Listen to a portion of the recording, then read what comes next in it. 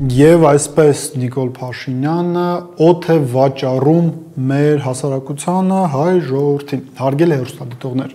կյանքում լինում են տարբեր իրավիճակներ, երբ որ դու նախապես ինչ-որ մի բան ծրագրավորում ես, ու ինչ-որ մի բան քո ծրագրավորվածից այնպես չի գնում։ Լինում են այլ իրողություններ, երբ որ ընդհանրապես ոչինչ ծրագրով չի գնում, ու լինում է նաև երրորդ տարբերակը այս իրողությունների, եւ դու ընդհանրապես ծրագիր չես ունենում եւ դատելով մի շարք հանգամանքներից կարելի ասել,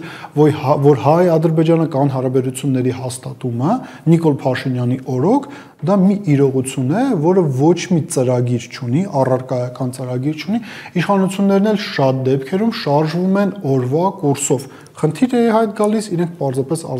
արձագանքում են այդ խնդրին, այն էլ այստեղ հարցական է, իրենք էֆեկտիվ են արձագանքում, թե ոչ։ Եկեք փորձենք հստակ օրինակների վրա ապացուցենք այս արձանագրումը։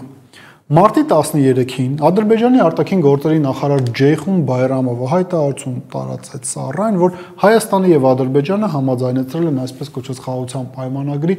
բոլոր 17 կետերը։ Հայկական կողմը վերահաստատեց դա, նշելով նաեւ, որ իրենք պատրաստ են անցնել բանակցությունների հաջորդ փուլին, այսինքն հստակեցնեն օրը, տեղը, ժամը, վայրը, որտեղ կստորագրվի այսպես կոչված խաղաղության պայմանագիրը։ Ինչ որ մի պահի ակնհայտորեն հասարակության մեջ կային շրջանակներ, որոնք կարծում են, որ սա եզակի դեպքերից մեկն է, որ Նիկոլ Փաշինյանը խոսք տվեց եւ արեց, ավելին իշխանական քարոզչական մեքենան եւս փորձում էր դա համոզել։ Փաշինյանի աշխատակազմի ղեկավարը գովում էր իր անմիջական ղեկավարին, նշելով, որ նա պատմության մեջ առաջին ղեկավարն էր, որը նախաձեռնեց գործընթացը եւ գործընթացը հասցրեց հաղթական ավարտին։ Բայց ինչ տեղի ունեցավ դրանից հետո, ընդհանրապես, ընդամենը մի քանի րոպեի, մի քանի ժամվա տարբերությամբ Ադրբեջանից Իլհամ Ալիևից մինչև Ջեյխուն Բայրամով սկսեցին տարբեր հայտարարություններ գալ։ Առաջինը, որ Հայաստանը պետք է փոխի սահմանադրությունը, որ Մինսկի խումբը պետք է լուծարվի, որ Հայաստանում եղած այսպես կոչված ռազմական հանցագործները պետք է արտահանձնվեն Ադրբեջանին, Հայաստանն էլ դեռ մի բան էլ պետք է կոմպենսացիա վճարի այսպես կոչված օկուպացիայի համար։ Ինչ տեղի ունեցավ նաև այս ամեն ինչին զուգահեռ տարբեր միջազգային կենտրոններ, պետություններ, քաղաքական գործիչներ, պետությունների ղեկավարներ, կազմակերպություններ սկսեցին զանազան հայտարարություններ անել կապված Հայաստանի եւ Ադրբեջանի միջև համաձայնեցրած այսպես կոչված խաղաղության պայմանագրի կետերի։ Բայց ինչն էր կարևորը, տեսեք, ոչ մի պետություն, ոչ մի առանձին վերցրած քաղաքական գործիչ, ոչ մի միջազգային կենտրոն իր վրա պատասխանատվություն չվերցրեց եւ չասեց, որ իրենք պատրաստ են լինել այս պայմանագրի երաշխավորները, իսկ այն, որ այս պայմանագիրը իսկապես ունի անհրաժեշտություն երաշխավորի, հաստատում հենց ինքը իշխանությունը Նիկոլ Փաշինյանի կոալիցիոն գործընկերը Երևանի ավականում գրառում էր կատարել եւ նշում էր, որ անհրաժեշտ է անել ամեն ինչ, որպեսզի Դոնալդ Տրամփը եւ Ամերիկայի Միացյալ Նահանգները գան եւ լինեն երաշխավորներ այս պայմանագրին, որտեղ Ադրբեջանին անհնար է հավատալ, բայց բոլորս էլ հասկանում ենք, որ դա տեղի չի ունենալու։ Միակ կողմը, որը խոսեց այն մասին, որ իրենք պատրաստ են քաղաքական կոնսուլտացիաների համար տարածաշրջան ուղարկել իրենց ներկայացուցիչին, դա Ռուսաստանի Դաշնություններ Մարիա Զախարովան ասաց, որ Իգոր Խովայևը կարող է գալ Բաքու եւ Երևան քաղաքական կոնսուլտացիաների համար։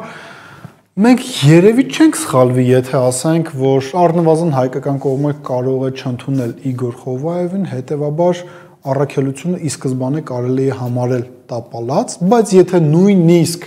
ինչ-ինչ հանգամանքներից ելնելով Խովայևը գա, դա չի նշանակում, որ Ռուսաստանի Դաշնությունը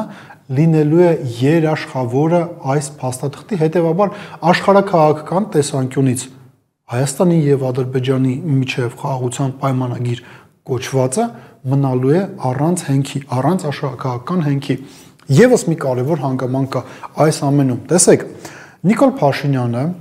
հիշում եք, չէ՞ որ մի քանի ամիս առաջ Թուրքիայի նախագահ Ռեջեփ Տայիպ Էրդողանին թուրքական տանը տեղի ունեցած հանդիպման ժամանակ խնդրել էր նպաստել նրան, որ Հայաստանի եւ Ադրբեջանի միջև հարաբերությունները հաստատվեն ավելին։ Թուրքիան նաև հայտարարություններ էր անում, որ Հայաստանի հետ իրենք պատրաստ կլինեն կարգավորել հարաբերությունները այն բանից հետո, երբ որ կարգավորվեն Հայաստանի եւ Ադրբեջանի հարաբերությունները, բայց ինչ է տեղի ունենում դրանից հետո։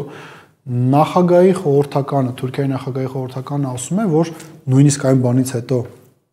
երբ որ համաձայնեցվել է այսպես կոչված խաղաղության պայմանագրի 17 կետերը, Թուրքիան չի տեսնում հիմքեր, որ Հայաստանում եւ Թուրքիայում բացվի երկու երկրների դիվանագիտական ներկայացուցչությունները։ Ավելին, մի այսպիսի թուրք նախարար կա Աբդուլ Քադիր Ուրալօղլու։ Ցավոք սրտի մենք այս մարդու մասին շատ ավելի շատ ենք խոսում, քան անհրաժեշտ էր ընդհանրապես խոսել, բայց Հայաստանի պետության իշխանությունները այս տեսակ իրականություն են կառուցել, դրա համար մենք ստիպված ենք նրա մասին խոսել։ Ելույթ է ունենում Ստամբուլի համալսարաններից մեկում եւ խոսում է այն մասին, որ մոտակա ամիսների ընթացքում Թուրքիայում սկսվելու են շինարարական աշխատանքները, այսպես կոչված Զանգեզուրյան միջանցքի թուրքական հատվածի վերաբերյալ։ Այսինքն, ինչ է ստացվում, որ թուրքերն ու ադրբեջանցիները Հայաստանից ստանալով իրենց պահանջների իրականացման փաթեթներից մեկը, որը ձևակերպված էր որպես խաղաղության պայմանագիր,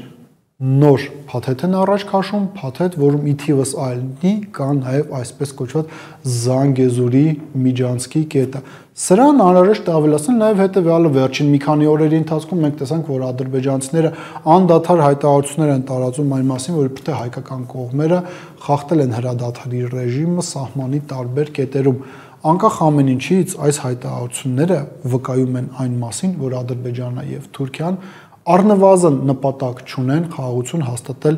Երևանի հետ։ Դա իր հերթին նշանակում է, որ Նիկոլ Փաշինյանը, որ հիշում եք, որ նախընտրական շրջանում 2021 թվականին մուրճը ձեռքը վերցրել էր եւ ընկել էր փողոցները եւ երկաթյա պողպատյա մանդատ էր պահանջում, հիմա էլ հավանաբար